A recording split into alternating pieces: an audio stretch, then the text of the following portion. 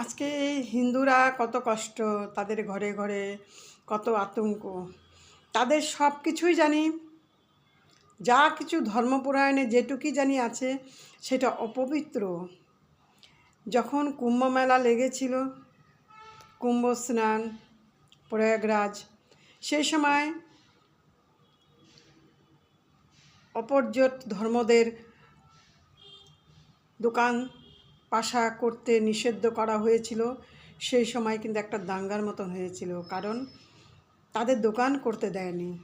সেই জন্য কেন, সেটা তো হিন্দুদের সমস্ত কিছু, সেখানে দোকান হয়নি বলে তোমাদের এত দাঙ্গা হাঙ্গা।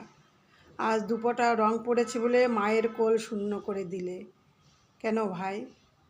তোমরা হিন্দুদের সমস্ত উৎসব পুজোতে তোমরা ব্যবসা করে থাকো, হ্যাঁ, সেই ব্যবসা করে তোমাদের সেই উপার্জনা টাকা পয়সা দিয়ে তোমাদের সংসার এবং ধর্ম চলছে, কর্ম চলছে, সেটা অপবিত্র হয় না।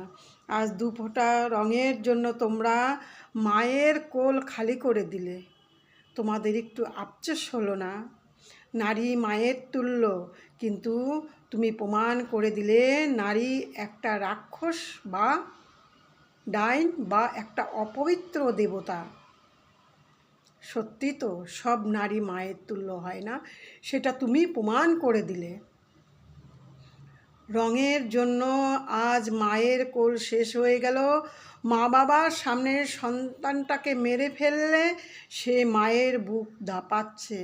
তোমাদের রমজান মাসে এই ঘোর পাপ অন্যায়, এটা কি তোমরা জান্নাত পাবে বলো? তারা মাপ চেয়েছে, মা বাবা, একটা ছোট্ট দুধের শিশু বললেই চলে। আমরা যদি এই হিংসাস্ত্র চলি, একজন একজনের পাশে কি করে দাঁড়াবে?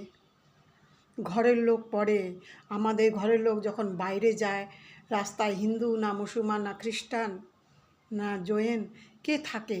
কোনো একটা ঘটনা করলে কেউ পাশে দাঁড়াবে। সেটা কিন্তু কোনো জাত ধর্ম দেখে না, যে সে বিপদে পড়েছে, তার একটা দুর্ঘটনা হয়েছে, আগে তাকে কাঁধে করে নিয়ে তার সুস্থতার ব্যবস্থা করা হয়। তো একটাই কথা বলছি, এই ভেদাভেদের থেকে বেরোয়ে আসো।